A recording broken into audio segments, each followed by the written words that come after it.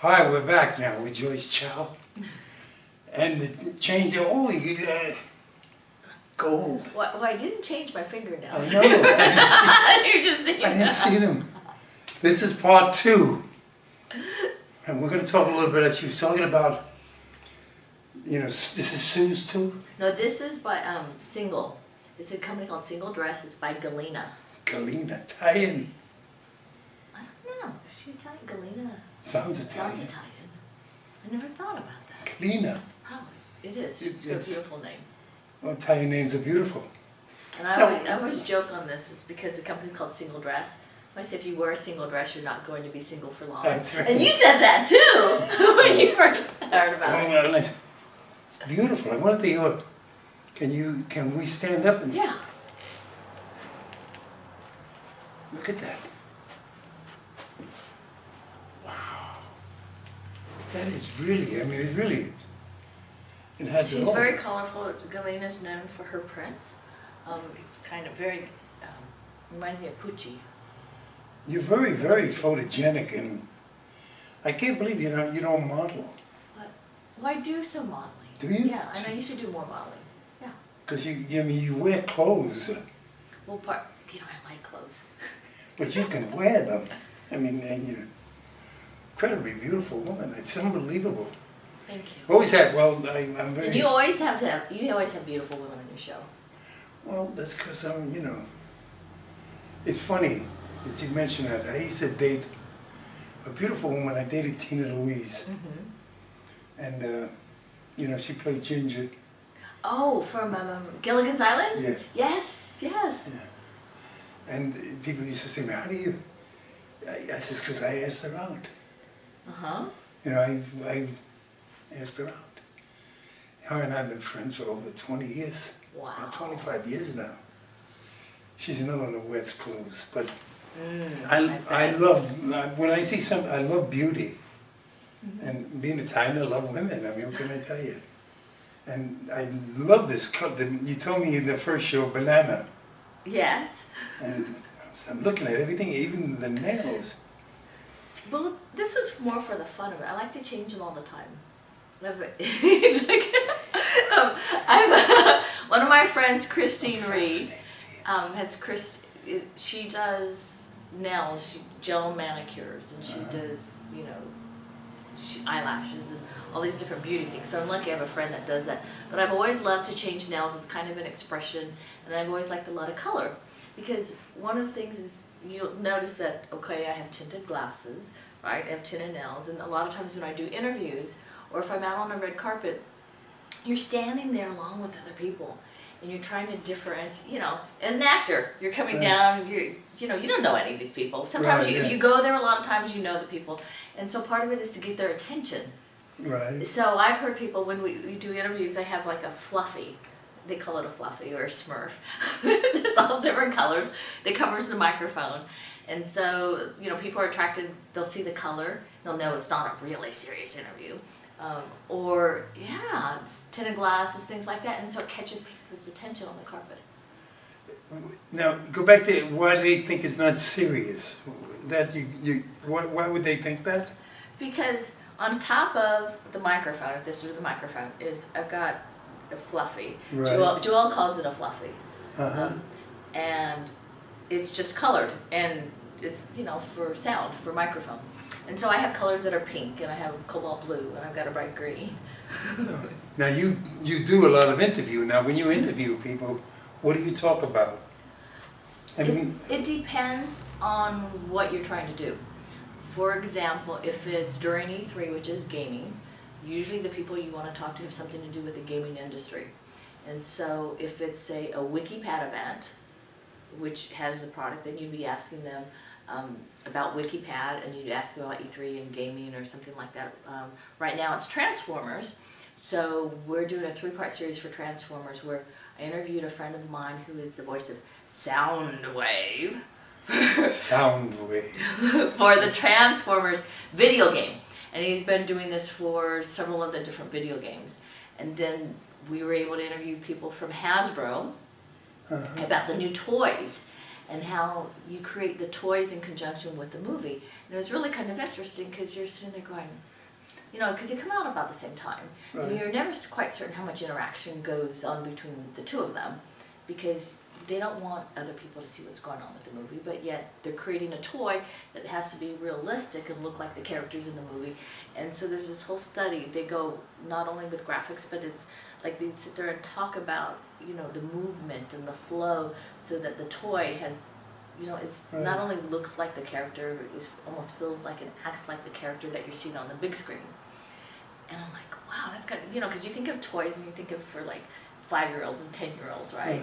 But, you know, they're creating these toys for like little kids up to like 35-year-old men. I was gonna say, yeah, today. I mean, and it's such a big blockbuster franchise. It's like there's all this other merchandising that goes along with it. And then our third part of the coverage is a review of the movie. And of course, you know, we're looking forward to seeing it in 3D, because the last time they did it in 3D, they did a fabulous job on 3D. They filmed that movie with 3D in consideration. So many of the movies are created where they filmed it in 2D and said, oh yeah, we need to make it 3D for the international market. They don't focus on 3D as much for this market, but for international, we gotta have it in 3D. So a lot of times you'll see swish pans, and because we've watched so many movies, and I know Right. you have too, it's like, my partner can say, okay, they changed the cameraman. They can tell, you know, when they change the cameraman, when they change crews, when they change all these different things. And so we can tell in the script when you're looking at it that it was intended and shot for 3D. Sometimes, like, some of them they'll say, well, we shoot 5D. You know, what does that mean? We do 5D, which is you can look at 3D and 2D at the same time simultaneously and choose to wear glasses or no glasses and watch, you know, watch your face. And then 5D to some people means, okay, we've got a 3D camera crew and we've got a 2D camera crew. Oh, Yeah. wow. I didn't even know that they do, Yeah. that you go, oh, because, well, So- 3D has come a long way from when I was a kid. You know, with 3D, I mean, it was interesting, but now, today, it's, Oh, it's just magnificent. It changes. oh, It it's, changes the entire. We'll say it changes the entire way you watch movies, but experience movies. yeah, you feel like you're almost in the room with Mhm. it, which is really, in the old days, I mean, yeah, the arrows would come out and what's this and that. Well- But watching it today, and Yeah. when I go up to the Directors Guild, Oh yeah, isn't it and, magnificent? oh, I mean, it's just, it's really, I didn't really think that I would enjoy it, but it really is. Well, and what's one of the things that's interesting is when we went to the Cannes Film Festival, that probably like 75% of movies are in 3D. A lot of them. Really? Yeah, well, because it's more of an international market. The U.S., okay, we hated the glasses, we hated this. It's 3D has not caught on as much here in the U.S., but internationally, it's 3D. Do you think it'll ever be, well, you'll always need glasses then, right? No, you don't. No? Actually, you never needed glasses. Because 3D is a broadcast signal. In the old days, they used to have it on television, right? And then they put the screen over the television. You never used glasses. Oh, it's sweet, but I mean... You'd watch 3D. You had no special glasses. They created this so that you'd have to buy special glasses. They take a signal and they scramble it so you can only work with specific glasses. That they're playing with the signal. Oh, so, I mean, they could show it to us without the glasses? Oh. Yeah. Then why don't they More do it? more to sell. Okay, yeah. Okay. Why did the 3D glasses start at like $150, $200 a pair? And then, Oh, I didn't realize that. yeah, and then they have it so you can use regular glasses. I mean, I have things that you just put on top. I mean, now it's like they're learning, okay, people realize they didn't want to spend $100, $150 on glasses because people have kids that throw around. Sure, yeah. I mean, I didn't realize that. Because when I was a kid, they were plastic. Mm-hmm. And I don't know, they didn't see You would have the anaglyph, right? The red and the blue. Right, whatever the colors are. Now at the Directors Guild, they give you the glasses and they take them back. Mm-hmm. You telling me them glasses are $150? No, not the ones that they're giving now. Oh. The ones that are the expensive ones are the ones where they sell you this really. So you can watch your And TV. you buy Oh, the 3D, oh, okay. yeah, and all that stuff. Oh, But now, okay, we're getting used to 3D. Is now 4K. yeah. Now, what do you think? What do you think about 4K? I have no idea what you're talking about. 4K. Are you $4,000 or what? 4K is $4,000, but they call it see, part of it is in all the different things that we cover. It's like we go to these trade shows and we're watching and seeing all the developments in the film and the trade shows and things that are coming up. So 4K, the first movie that came out with 4K was Lord of the Rings. Really? Yes, last year. And here's the unusual part of it is we saw the movie. It was the Lord of the Rings. It was 2-part series. It was The Hobbit. They were 3 hours for the movie. We saw the IMAX version and then the 4K version in the same day.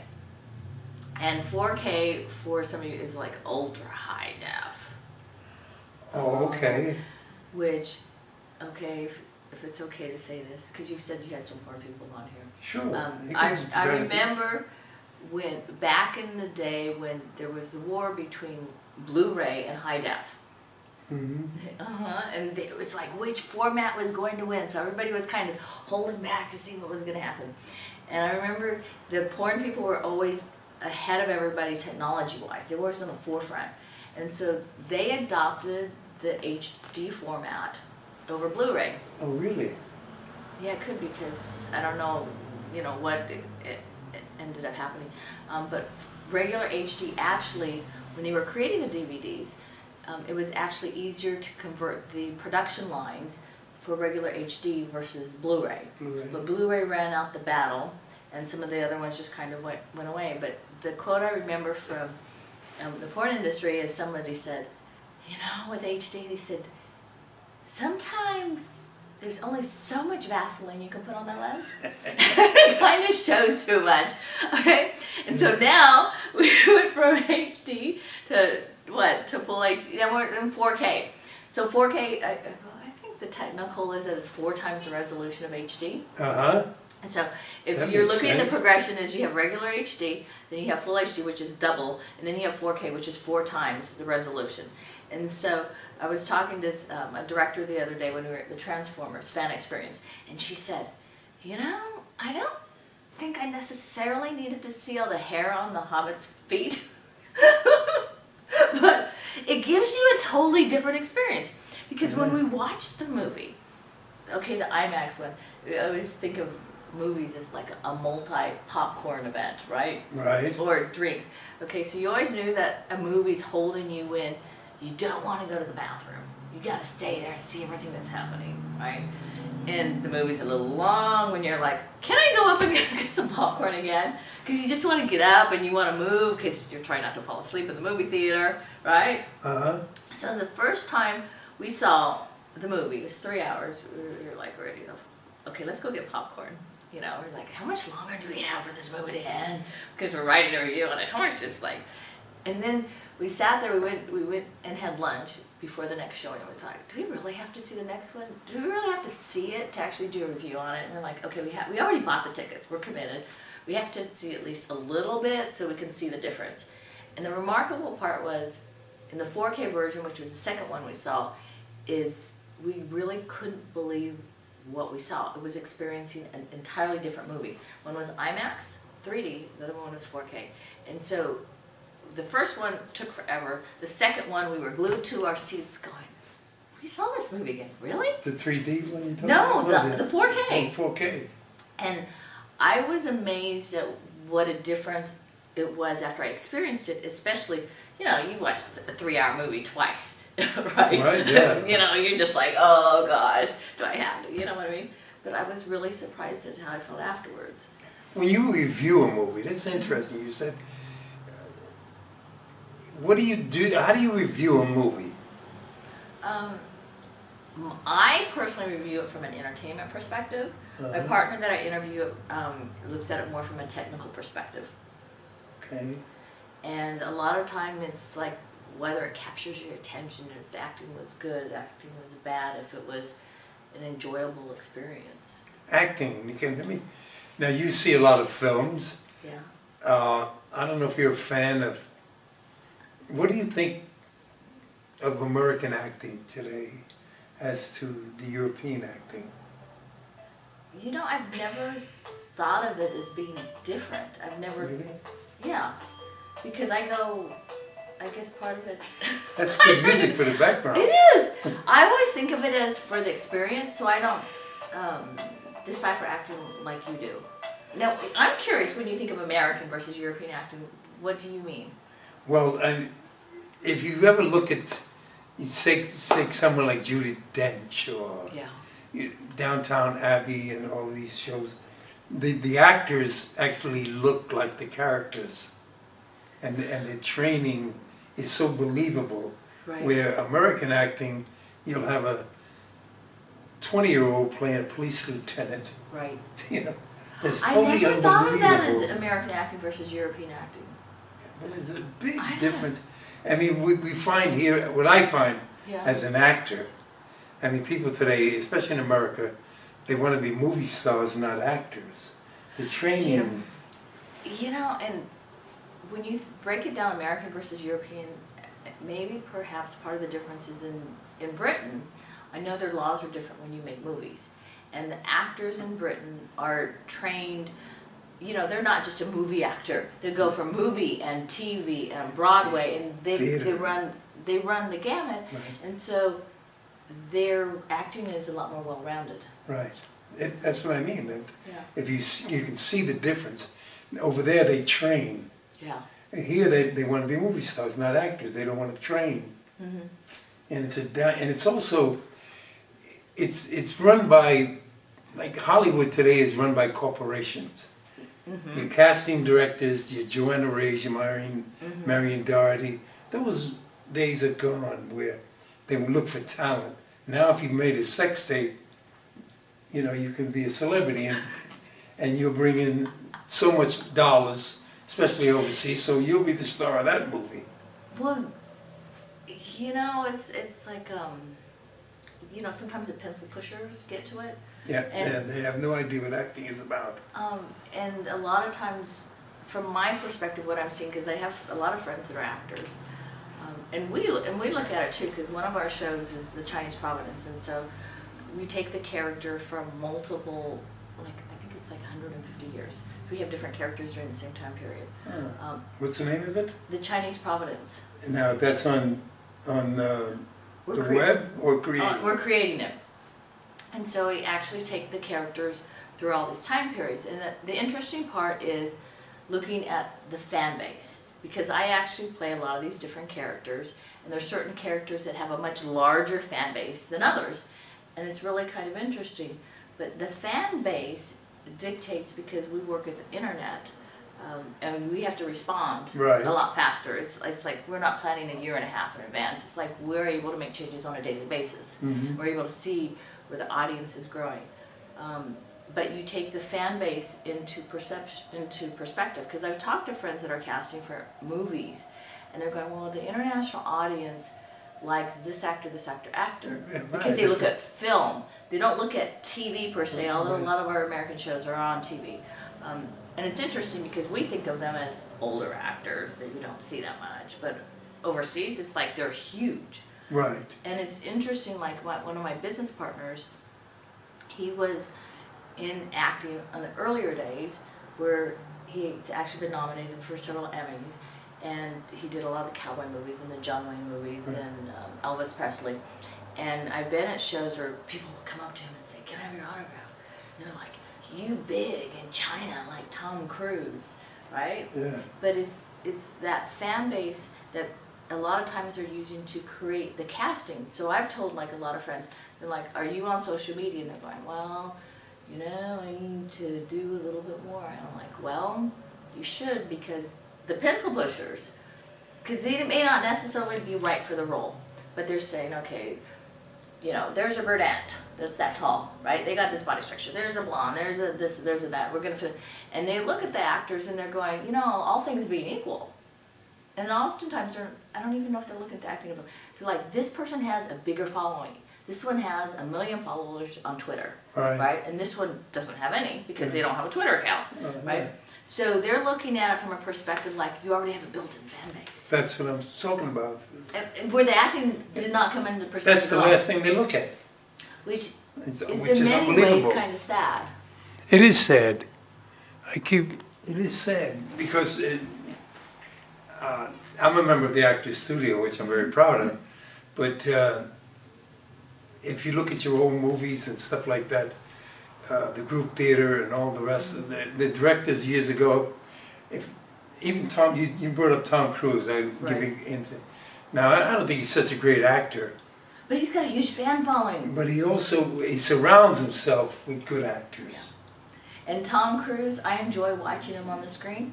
So whether it's like, I would just go to watch Tom Cruise. Right, yeah. Right? I enjoy him too. Yeah. I gotta admit.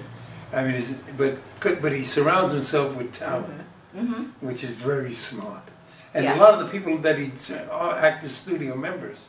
Oh, really? There's a lot of them. And Actors Studio, 90% of your Academy Awards are members of Actors Studio. Oh, interesting. I've always enjoyed that show. Well, that's a different show. Well, I keep thinking, okay, I keep thinking of Inside the Actors Studio. Yeah, to me, that's my experience. Right, and it's fascinating. That's why it's famous. I would say 99% of the people that go on that show are not members of Actors Studio. They go on it because people assume they are. Oh. You know, everybody wants to be a member of the Actors Studio. Oh, interesting. Which it's the highest. It's fascinating. Well, the work is fascinating. It's fascinating. And that's why I'm curious. I would love to see more critics who would study acting. Oh, interesting. So you would know little moments. I don't know if you saw the movie Nebraska with Bruce. I did see Nebraska. All right. There's a scene in there where he walks in the house, you know, after his parents are dead, and he says, you know, I've never been in this room alone. And off to the side, the woman, the actress who played his wife, she had a moment there where she looked surprised. And she wasn't, I mean, she was off to the side, but I saw that. And I said, wow, that's the work being done. And it was so fascinating to see the work. Now, what did you think about the black and white? Did you think I that love affected black and acting? white. No. Black and white to me, I enjoy because it makes you look. It makes you think. And when you get the pencil pushers, they don't like black and white because they don't want people thinking. They want them to sit there and looking at the placement products. Well, that's an important part about building a movie. See, I come from an interesting perspective because I'm from the marketing background. I have friends. Right, yeah. I have friends that are actors, friends that are publicists, and friends that are managers. Right. And since I'm in front of as well as behind the camera, it's like I really do understand both sides. I'm not saying you don't, No. but it's that placement doesn't count. But black and white is so great. Even when you watch the old sometimes the stuff movies. gets in the way. What I don't care for is when the filming, the cinematography, or the makeup, or anything for that matter, gets in the way of the movie. Okay. Okay. Black and white doesn't really do No, that. but black and white doesn't. It draws you into it differently. If you look at the old movies on Turner Classic, and you'll see the women, how the lighting was done, especially, and it's black and white. I mean, so they can see their face. It was a technique that's almost lost today. Yeah, I agree. Because they don't know how to do it, because nobody wants to do black and white. Well, and you gotta give it to somebody like Alexander Payne, right? That did Nebraska. Yes. And you gotta say, thanks for having the balls, or the artist. Yeah. Thanks for having the balls to sit there and stick with your integrity as an artist. Yes. That's what black and white is about. It's about, and it makes you, and when you watch Nebraska, or them, you watch the movie. Yeah. Because you're thinking. You don't get distracted right, by everything else. Yeah, the colors of this and that. and you imagine what color they are. Oh, that's kind of interesting. You know, you can imagine, you start seeing in your mind, oh, I remember that, this and that. It's like looking at an old photo. Oh, interesting. It does take you back into a different time frame, though. Right, yes. Because it's black. Because it's black and white. It takes you back. automatically puts you into a different world. Right, that's the idea. Is to take you and make you think and be aware, and act, and it's saying something. You know, one of the actors that I had seen, Tom Hanks, who is such an excellent actor, is I had seen him in Captain Phillips, and yes, I was really disappointed he didn't get an Oscar for that.